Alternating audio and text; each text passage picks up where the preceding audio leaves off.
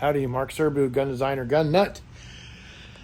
Yes, I have not put a video on this channel in quite a while because I've been busy as hell, and that's my giant TV that I got for free because it was broken in somebody's storage unit, and now I'm using it to monitor. Oh, I shouldn't show the video. Oh, you guys are gonna know. Whatever, who cares? So I've been excited about this. Got this new. This was a Kickstarter, the Bambu Lab, not Labs. I think it's a error in translation because most people who have a lab call themselves labs plural, but we're not going to worry about that. Comes right from Taiwan.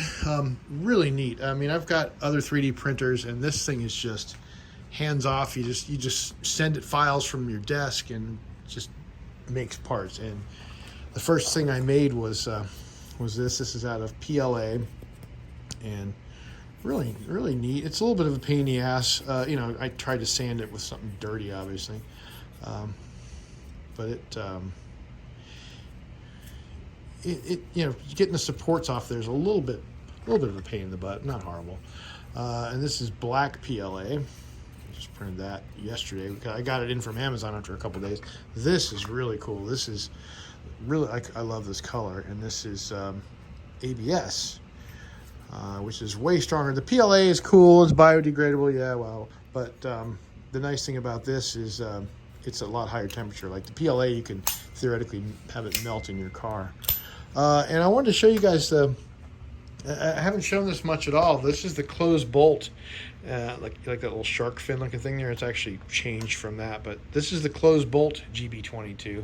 This is the first closed bolt GB22 that I had out in circulation a lot, but it has the original frame. You see this steel comes all the way to the bottom, and you got your traditional pistol grips where you have a left and a right. But after a while, I'm like, you know what? I got all this wasted real estate. This is just hollow in here, and it's, why have all that? So I said, you know what? Put this sucker on here. It goes up in. That's a slot for where a nut goes, and this is where the screw goes in from the bottom and engages that nut. And how great is that? Now you just have, this is tiny. This is the frame right here. And this is actually a separate top piece. It's a little bit wider. But I'm not positive about it because it's not wide enough for that screw to be unmodified. So we have to machine down that head, which is a pain in the butt.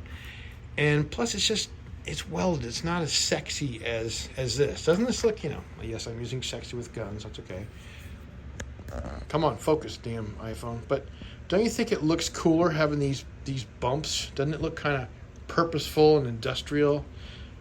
This is just pinned in place with roll pins, but it just has this cooler look to it, I think.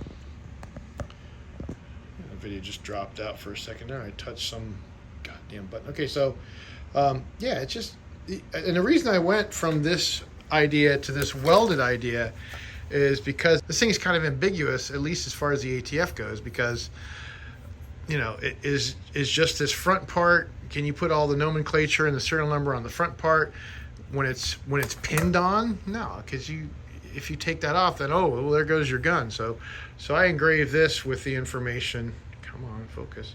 And I also engraved the frame down there. You can see.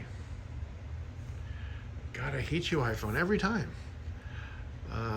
So this, in fact, this only has a serial number on the lower frame here. But I don't know. I think in the future, the way to go would be this smaller frame with the pinned-on barrel, and get rid of this separate piece here and the screw, and make the frame just this big. I don't know. We'll see. But we can't ever afford. We can't afford now to put the GB22 into production just because it's just not enough profit on it. It's a crappy fact.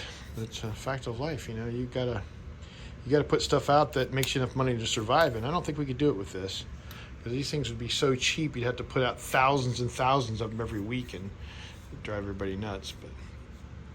But and you can see this one. It also doesn't have screws on the side. This is one piece, ultimately a casting, but for now it was machined, and I screwed up the heat treat. You can see how rough it is there, and that's because I pack carburized it and didn't quite have the carbon packed around it enough, and it got oxidize in there. That steel likes to, what's the word? Slough off.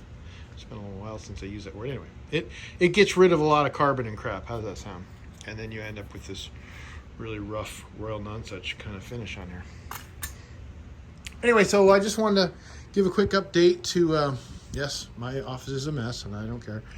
Quick update to what's going on with this channel.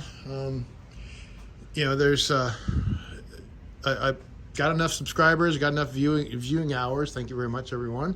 But with all the machine gun stuff on there, they would never let me monetize it. So I've got to delete all my machine gun videos, which sucks because it's the ROF video is what really put it over the edge there with views. It got a ton of views. Like we were just inching up to the needed 4,000 hours, and all of a sudden with that thing, it just blew way over 4,000 hours, 4,000, whatever. So anyway, I've moved a lot of those over to BitChute, and I'm going to start deleting them. And I guess I should do a video saying which one I'm deleting. But just realize if there's a machine gun being shot in the video, it's going to disappear. So watch them while you can, or go check them out on BitChute. I will include a link in the description so you can find it. Well, thanks for watching, folks. Appreciate you. And what else can I say? I appreciate you watching my videos. I appreciate you helping me with my narcissism and my creativity, which, there's not a whole lot of creativity with this kind of video, but who gives a crap? Catch you next time. Thanks.